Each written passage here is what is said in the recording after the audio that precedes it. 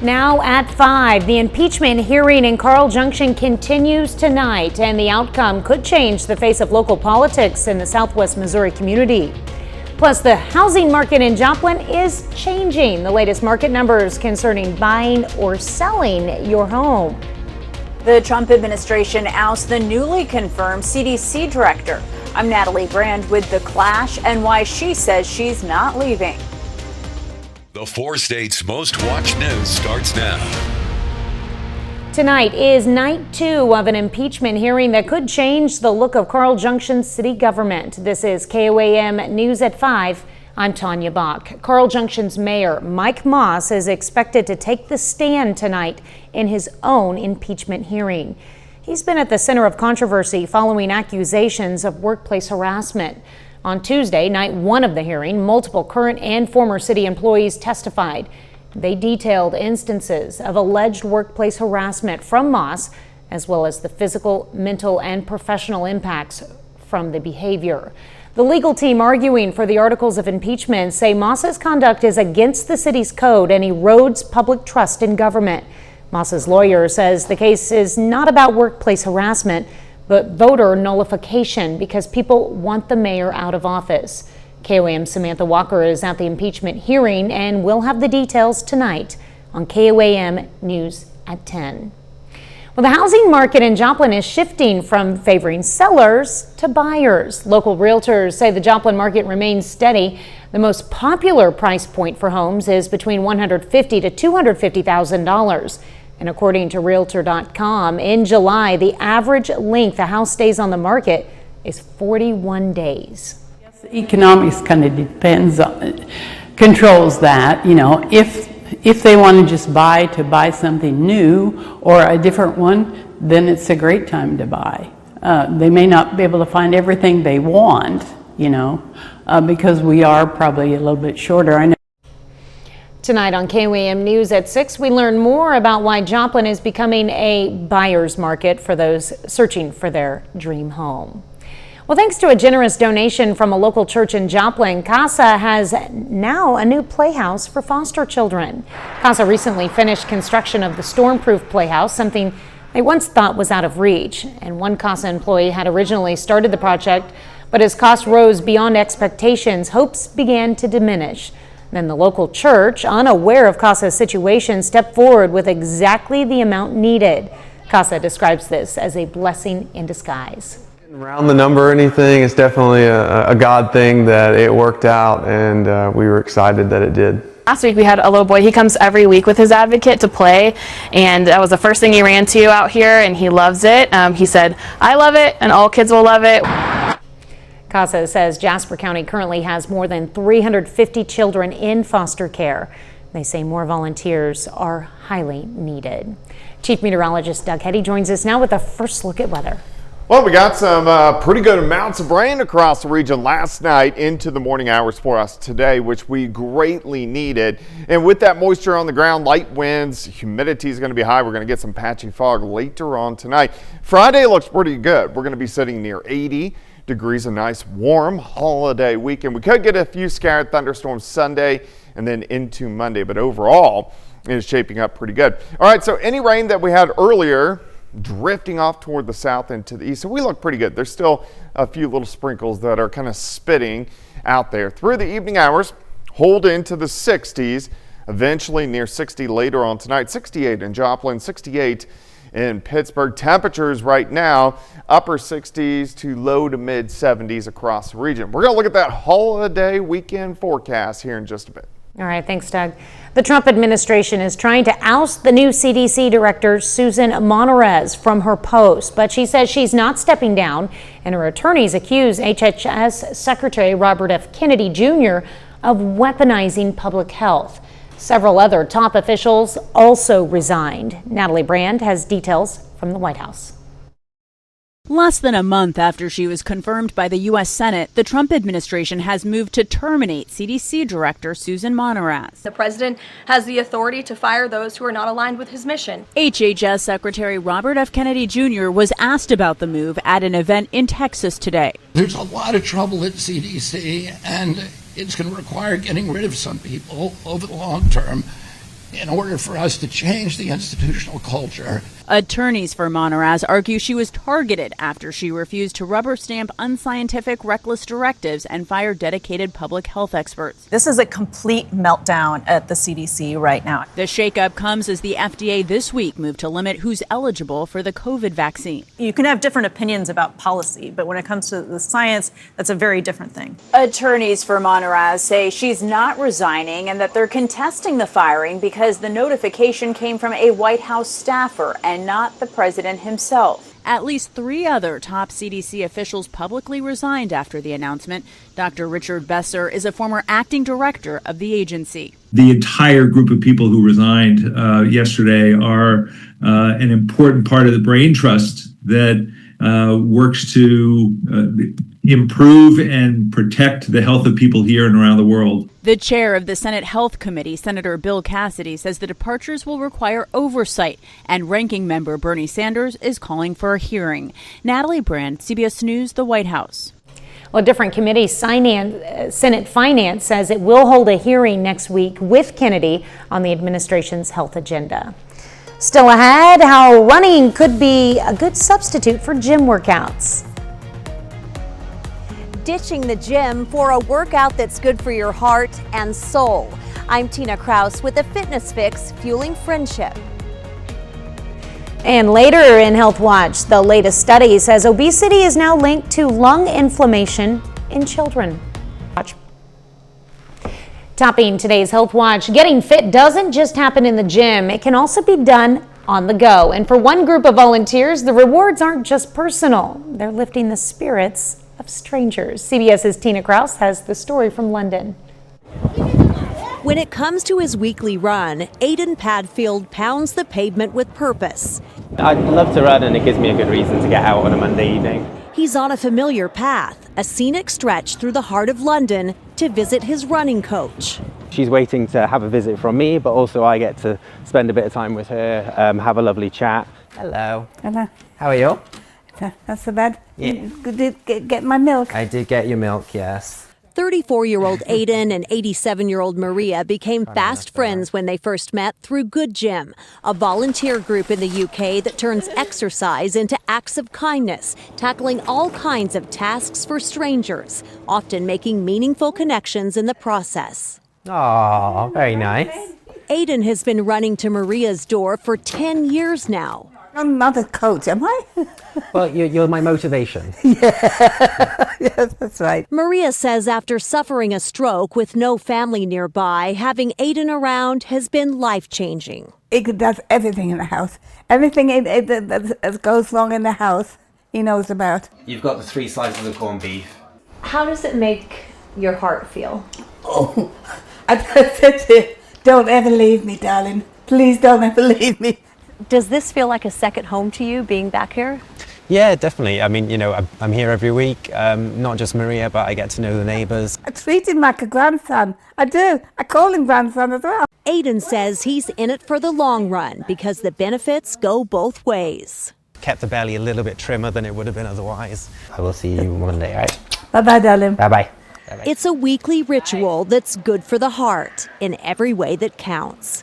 Tina Kraus, CBS News, London. Well, Good Gym has nearly 70 volunteer groups across the UK that do everything from planting trees to moving furniture to becoming helpers to seniors like Maria. Well, a child's unhealthy diet could be linked to a severe form of asthma. Children's Hospital of Philadelphia study found fatty foods that cause obesity can also cause lung inflammation in children. Researchers say these dietary fats, often found in processed foods, can even cause asthma in children who are not obese. This type of asthma is even more difficult to treat than allergic asthma. And new research suggests cannabis-based products could help insomnia. A study in the UK monitored insomnia patients for 18 months and found patients reported taking cannabis-based medical products reported better sleep quality. The patients also reported less anxiety and depression. But more research is needed to see if the products are safe and effective as treatment for the common sleep condition. And does your partner ever ignore you to look at their phone? It could be causing some lasting harm. Researchers at the University of Southampton found people with emotional insecurities reported more depression, lower self-esteem, and greater resentment when their partner snubbed them to look at their phones. This also led to people retaliating by going online to get validation from others. That's it for health news. Still to come, America's fastest train service hits the tracks. And we have rain moving out of the region. What about the holiday weekend? We're going to look at that coming up. Well, of course, most of us got some much needed rain for us today. Showers, thunderstorms last night into the morning hours. Some areas we had a range from nothing upwards to about 10 inches, depending on where you live. Rainfall, or our stats, at least in Joplin, about 3/4 of an inch since midnight. This whole system gave us about 1.25 inches. 2.6 for the month. For the year, at 30.45, average is 31. So we're close, right about where we should be rainfall wise. But look at all this big band of showers and thunderstorms rotating out of here as we work through the morning. So it was very wet this morning. Rain rolled out. Now there's not much going on. A couple little random showers have been kind of skirting through. Now, with the moisture on the ground, temperatures, they're going to drop back near 60, right about the dew point later on tonight. But we're going to get some thick fog in here. You can see visibility's way under 1/4 mile. So watch out for the fog later on tonight and into Friday morning. Clouds are going to start to clear a little bit, and then of course you get the fog to kick off the day on Friday. And then I think we'll see partly sunny skies. Mid-70s as we get to about the noon hour. Once we get into the afternoon, temperature is pretty good. 78 to about 80 for afternoon highs to kick off the holiday weekend. Partly cloudy skies heading into Saturday morning. We'll start into the upper 50s to near 60. And then Saturday looks pretty good if you're heading to lakes, camping, floating. For the unofficial end of summer, overall looks pretty good. About 83, 84 degrees by Saturday afternoon. Still partly cloudy skies heading into Sunday morning. All right, day planner for you. 58 to start, 74 by noon, high temp on your Friday. Let's go 80 degrees. Here's a great thing. Tomorrow we kick off high school football on the Missouri side. So kickoff, we're going to be sitting at about 76, 70 by the fourth quarter. Fantastic weather for high school football. 82 on your Saturday. Sunday, it looks like 84. There is at least a chance we could get a few pop-up thunderstorms as we get into Sunday afternoon. Looks good right now. Our Cornell Arts and Entertainment Complex Tower Cam have a lot of clouds, kind of cool. Most of us sitting near 70. We'll kind of hold upper 60s and drop into lower 60s as we go through the evening hours. All right, let's go into the second half of the weekend and of course the holiday. Slight chance for a few pop-up thunderstorms Sunday afternoon. I think high temps mainly into the mid 80s. Upper 80s on Monday. A front starts to slice in, so this will give us at least chances to get some scattered thunderstorms late Monday and then into Tuesday morning. Tuesday a little bit cooler, but overall it looks pretty good as we go into the holiday weekend. All right, 80 on your Friday. Let's go 82 Saturday, 84 on Sunday. That slight chance for a storm late Sunday and then heading into Monday. Tuesday 80, 84 on Wednesday. A few pop-up thunderstorms trying to work in again on Thursday. Kind of up and down temperatures, but mainly 70s and 80s as we go, well, mainly 80s as we go through about the next 10 days or so. Now, are these typical temperatures for right now? Average high is about 88, so pretty close. Okay, we'll take that.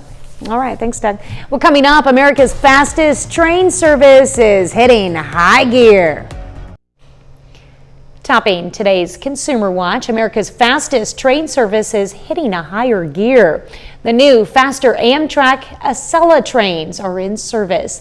They'll be rolled out through 2027 as part of a modernization effort. Chris Van Cleve reports from a new train that left Washington, D.C. this morning. The trip to the long Labor Day weekend just got shorter for thousands on Amtrak. The next generation high-speed Acela trains are now racing passengers between Boston, New York, and Washington, D.C. They're brand spanking new, they're faster, and they're more comfortable. Amtrak President Roger Harris sees the new Acela as key to financially breaking even by 2028. We're seeing record ridership in all parts of the country, and so it really helps elevate that conversation. Acela was a game changer when it launched 25 years ago, doubling Amtrak's market share in the Northeast. The 28 new trains hold 27% more passengers, offer upgraded seats, bigger windows, faster Wi-Fi, and lots of charging power. They are credited with creating 15,000 American jobs, 800 at this upstate New York factory where Acela is assembled. We visited in 2019. And a year later, we were there when Acela was undergoing speed testing at this Colorado proving ground. The new trains will hit speeds up to 160 miles per hour, 10 miles an hour faster than the older Acelas, but slower than fast trains in Europe and Asia, in part because of tracks laid over a century ago that wind through communities. But the new trains are designed to lean into curves, letting them go faster. This is newer technology coming to play in America. Transportation Secretary Sean Duffy took a VIP trip Wednesday. Would I hope that we have high-speed rail? Yes, we're not there yet. I do hope we'll have it one day in America, but if not high-speed rail, this is the next best step to moving us faster in the Eastern Corridor. The new Acela also meets new, stronger crashworthiness standards, guarding against the kind of jackknife-type derailment that killed 8 people near Philadelphia in 2015. Amtrak has upgraded an additional 50 miles of track where this train can hit its top speed of 160 miles an hour. And that true high-speed rail may not be that far away. As soon as 2028, a project called Brightline West intends to operate between Los Angeles and Las Vegas with speeds of up to 200 miles an hour. Chris Van Cleve, CBS News, along the tracks in Maryland. Well, OpenAI says it's making changes to ChatGPT that include protections for vulnerable people and minors. Parental controls will be included in those additions. The announcement came after the company was sued this week by the family of Adam Rain, a 16-year-old who took his own life last spring. The lawsuit alleges the chatbot engaged with the teen on suicide methods, and it claims the company chose not to enact safeguards despite knowing some people can become emotionally attached to its bots. In a statement, OpenAI expressed sympathy to the Rain family and says it is reviewing the legal filing. Final check of the forecast is next. Up next on the CBS Evening News, in Minneapolis, new stories of heroism and hope following a deadly shooting at a Catholic school. And then on KOAM News at 6, a local realtor weighs in on the Joplin housing market. Plus, the Joplin Regional Alliance for Health launches a survey for healthcare workers. And our two-a-days continue with previews from Riverton and Columbus High School football. Stay with us for the CBS Evening News and KOAM News at 6. Speaking of football, football season is officially underway for the Gorilla fans. Here's a live look from inside the pit in Pittsburgh, where fans are packed in to cheer on the Gorillas as the team heads into their season opener against Ferris State in Michigan. Now, tonight's watch party kicked off at 5 with food and drink specials adding to the excitement. The latest score we just got was Pitt State 3 to Ferris State 7. And we'll have an update, of course, tonight at 6. And KOAM Sports Director Ryan Blank will have highlights tonight at 9 and 10. Sounds good. Yeah, well, hopefully they can pull ahead and win. Yeah, be good. Hopefully they do. All right, weather-wise, it looks pretty calm for us tonight. We are going to have some patchy fog, so watch out for that. 80 tomorrow afternoon, so a nice afternoon. 82 Saturday, 84 on Sunday. But overall, the holiday weekend looking pretty good. All right, well, thank you for joining us. The CBS Evening News is next, and we'll be back here for KOAM News at 6. We'll see you then. Have a great evening and an even better tomorrow.